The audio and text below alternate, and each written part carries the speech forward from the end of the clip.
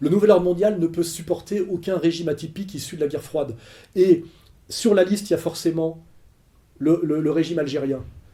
Car malgré toutes les compromissions, les alliances croisées de la junte militaire algérienne qui est prête à tout pour survivre, le nouvel ordre mondial ne peut pas tolérer une junte militaire dans un pays qui en plus s'oppose au retour des Juifs qui ont été chassés d'Algérie en 62 par le FLN pour collaboration avec l'occupant via le décret Crémieux, car je rappelle à tous ces Juifs algériens qui donnent des leçons aujourd'hui d'anticolonialisme, de droits de l'homme, etc., qu'ils ont été chassés d'Algérie et qu'ils ne peuvent toujours pas y retourner pour collaboration avec le colon, hein, via le décret Crémieux, donc qui ne se mettent pas dans le camp comment dirais-je, des amis des colonisés. Ils étaient du côté des colonisateurs, ils étaient OAS, comme d'ailleurs toute la famille d'Enrico Macias, et c'est pour ça qu'ils ne peuvent pas y retourner. Donc ils ne changent pas de camp comme ils savent le faire à chaque fois, pour se retrouver du côté des gentils, comme l'ont fait exactement les esclavagistes juifs américains qui d'un seul coup se retrouvent anti-esclavagistes, alors qu'ils étaient les plus gros armateurs de bateaux de la traite négrière.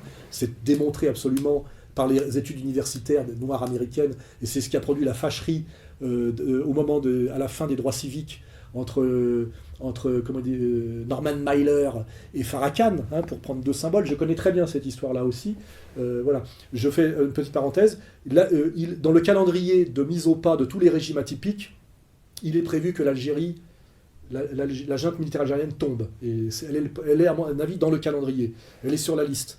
Et ce qui veut dire que c'est très compliqué pour moi, parce que malgré tout le mépris absolu que j'ai pour cette junte militaire algérienne, je pense que si l'Algérie tombe, ça sera aussi pour mettre des cadres du FMI et de Goldman Sachs à la place, et pour que l'Algérie ressemble à ce qu'est le Maroc des Azoulais aujourd'hui, avec tout ce qu'on verra aussi de réparation.